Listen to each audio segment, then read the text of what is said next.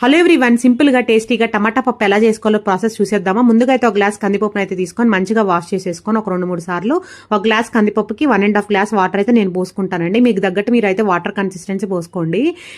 ఇప్పుడైతే కందిపప్పు అనేది ఒక అరగంట అయితే నానబెట్టుకుంటున్నానండి. నానబెట్టుకున్న కందిపప్పులో ఒక 4 టమాటాలు, ఒక ఉల్లిపాయ అండ్ 4 పచ్చిమిర్చి అయినా 3 పచ్చిమిర్చి అయినా వేసుకోవాలండి. ఎప్పుడైనా టమాటా పప్పు అండి టమాటాలు అనేవి ఎక్కువ వేసుకోవాలండి, అప్పుడే టేస్ట్ చాలా చాలా బాగుంటుంది. బయట హోటల్స్లో తింటే పప్పు ఎలా ఉంటుందో అలా ఉంటుంది, కొంచెం థిక్గా.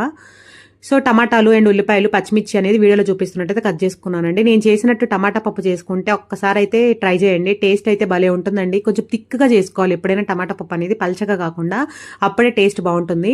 సో ఇప్పుడైతే కట్ చేసుకున్న పదార్థాలని నానబెట్టుకున్న కందిపప్పులో ఒక తర్వాత ఒకటైతే వేసేసుకోవాలండి. మీరు కూడా ఇదే ప్రాసెస్లో చేస్తే అయితే నాకైతే కింద కామెంట్ బాక్స్లో చెప్పండి. మాక్సిమం అందరు ఇదే ప్రాసెస్లో చేస్తారు, బట్ కొన్ని మార్పులు చేర్పులు ఉంటాయండి.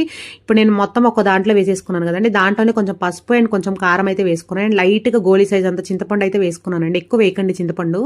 దాంట్లో ఒక 1/2 స్పూన్ అయితే గీ వేసుకున్నాను. గీ వేసేసుకొని ఇప్పుడైతే విజిల్ పెట్టేసుకున్నానండి.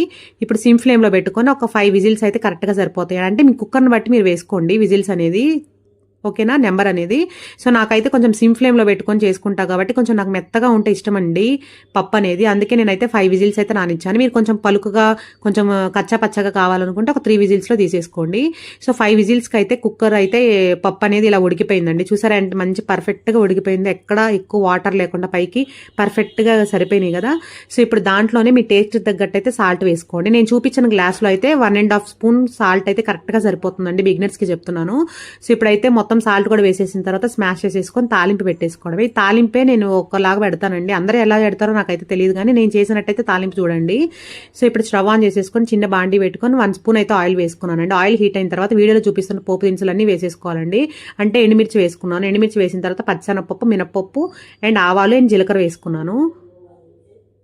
సో ఇప్పుడైతే తాలింపులు అనేవి వేగుతున్నప్పుడే ఒక ఎక్కువ వెల్లుల్లి వేసుకోవాలండి, అప్పుడే బాగుంటుంది పప్పు అనేది. ఇదే చాలా మంది చేయరు, ఒక 2-3 వేస్తారు. అలా కాకుండా ఒక 5-6 వెల్లుల్లి అయితే పొట్టు తీసైనా పొట్టు తీయకుండా అయినా దంచి వేసేసుకోండి తాలింపులో. వెల్లుల్లి కూడా వేగుతున్నప్పుడే దాంట్లో కొంచెం కరేపాకు వేసేసుకొని, ఎక్కువ కరేపాకు వేయండి, పప్పులో బాగుంటుంది ఫ్లేవర్ అనేది.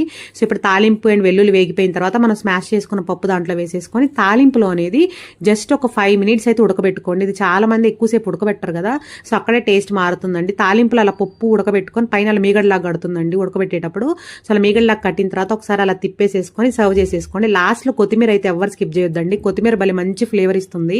సో కొత్తిమీర కూడా యాడ్ చేసేసుకొని ఒక బౌల్లోకి ట్రాన్స్ఫర్ చేసేసుకోవడమే అండి.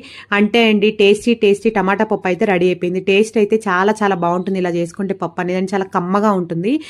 ఎగ్జాక్ట్గా నేను చేసినట్టయితే పప్పు ట్రై చేసి ఎలా కుదిరింది అయితే నాకు ఫీడ్బ్యాక్ ఇవ్వండి. ఈ రెసిపీ కనుక నచ్చినట్టయితే లైక్ చేయడం మాత్రం మర్చిపోకండి అండ్ సబ్స్క్రైబ్ చేసుకోండి. Thank you so much for watching.